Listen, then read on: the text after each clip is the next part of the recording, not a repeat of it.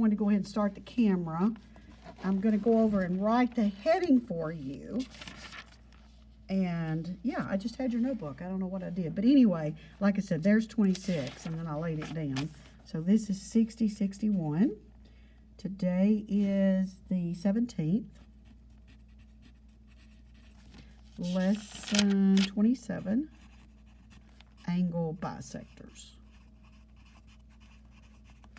And just draw it, and we're going to call it triangle ABC. We took an angle, we had our little rules here, I guess mine fell out, and we constructed the bisector. And what did an angle bisector do? What did it cause? And what should be true about these two angles? They're going to be exactly the same, and what's the word we use? Congruent. So if this is a 80-degree angle, that one's going to be 40, that one's going to be 40. Well, that's where we're going with it, except we're doing it in a triangle. So an angle bisector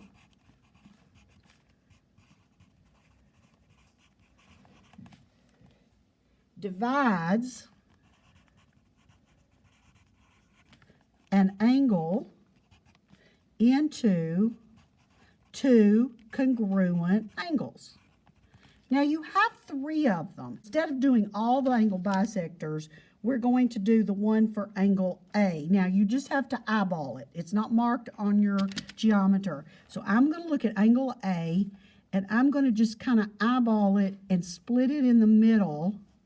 I want these to kind of look the same, and it doesn't have to be perfect. And just kind of draw it across here, and we'll call that point, I'm sure I did D. And so we're going to say segment AD bisects angle BAC. So if we'll call this angle 1 and this angle 2, so angle 1 is going to be congruent to angle 2. We'll do it like that. It'll make two congruent angles. And remember, we can mark those with our little arcs like that. So if I tell you that the measure of angle 1 is 28 degrees, what is the measure of angle 2, blank, and what is the measure of angle BAC? Okay, so you got to know what an angle bisector does. So if they say that this segment cuts it in two, if measure of angle A1 is 28 degrees, what's the measure of angle 2? It should also be 28 degrees. So what's the whole angle going to be? 28 plus 28, or 2 times 28. You can do it either way. And I believe that's 56, isn't it? 56 degrees. Now that's doing it as an arithmetic problem, which we got to be, it's very important to us to be able to do it with algebra. So now we're going to do two algebra problems. Number 2, I'm going to call it triangle DEF. We're going to bisect angle D. So I need you to kind of eyeball that one and cut it in half to where this angle, we'll do two arcs, is congruent to that one. And we'll call this one angle 1 and this one angle 2. And tell me the measure of angle 1 equals 4x plus 3. They're going to tell me the measure of angle EDF is 9x minus 3.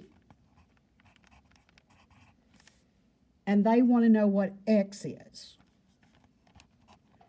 And then we want to find out what the measure of angle 1 is. We'll put blanks.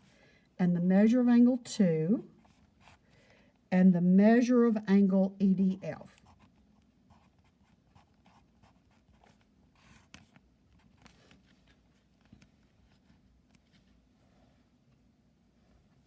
Okay, angle bisector.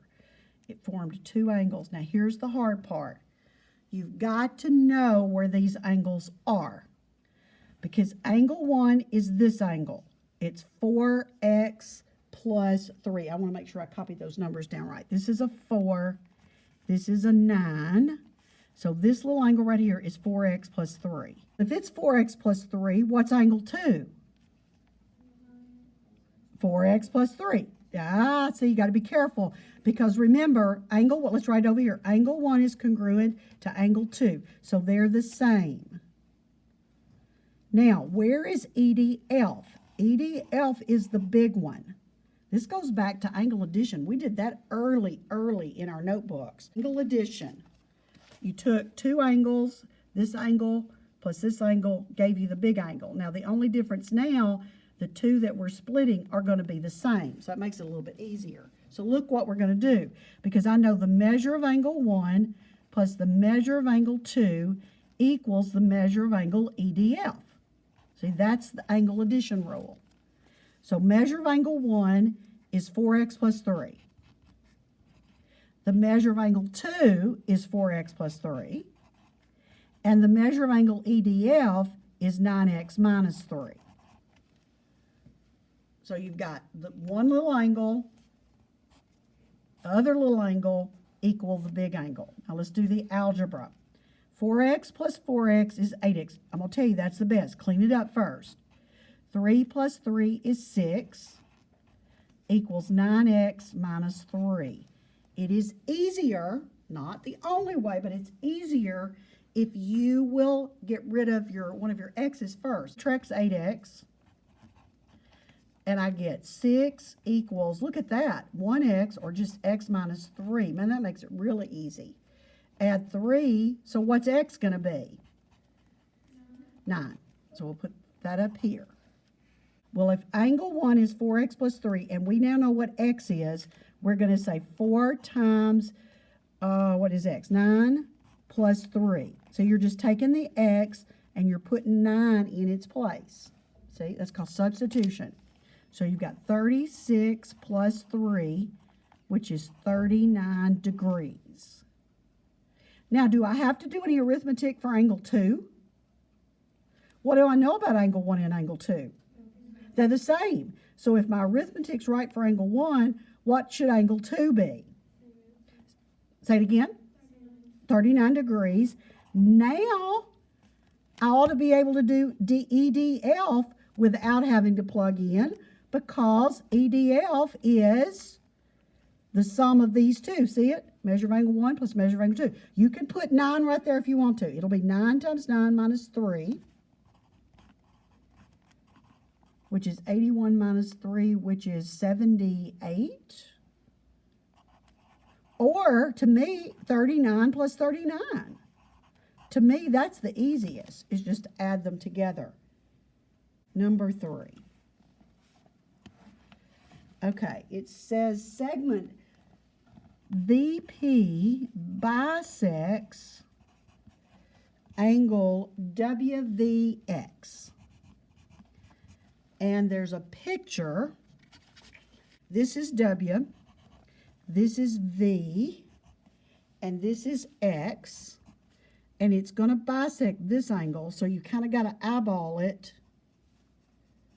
and cut it in half to where these look the same. And this is point P because it says segment VP bisects angle WVX. Now here's the algebra. The measure of angle 1, oh, we need to number them, don't we? This is angle 1, and this is angle 2.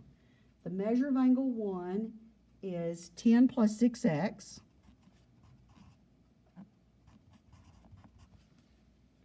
The measure of angle 2 is 8x minus 4. Okay, now see, this was a little different than the other one. Now here's the difference on these. They want to know x. They want to know the measure of angle 1. They want to know the measure of angle 2. And they want to know the measure of angle WVX. So they're set up different as different numbers, but we still know that angle 1 is congruent to angle 2. So in this case, because that's all I'm given, I can say the measure of angle 1, which is 10 plus 6x, equals the measure of angle 2, which is 8x minus 4. So it's set up a little bit different because we have numbers for each one of them. I'm going to move the 6x. Most people like to get rid of the one that won't leave us negatives. and I get 10 equals 2x minus 4. I'm going to add 4. I get 14 equals 2x. X equals 7. So we have our first blank. Get measure of angle 1.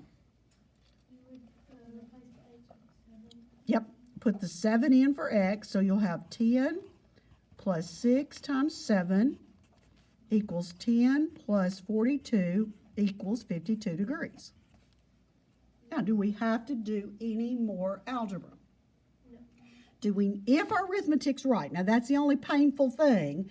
If you add wrong, if you multiply wrong, you may miss them. Plugging them in is a little more time consuming, but if this is right, if angle 1's 52 degrees, what's angle 2? 52 degrees. And what's the big angle? 104. Now, if you put the 7 in right here, you'd have 8 times 7 minus 4, which was 56 minus 4, which was 52. So that just checks it. You know, if you weren't sure, you notice that both of them are 52, so the big one has to be 104.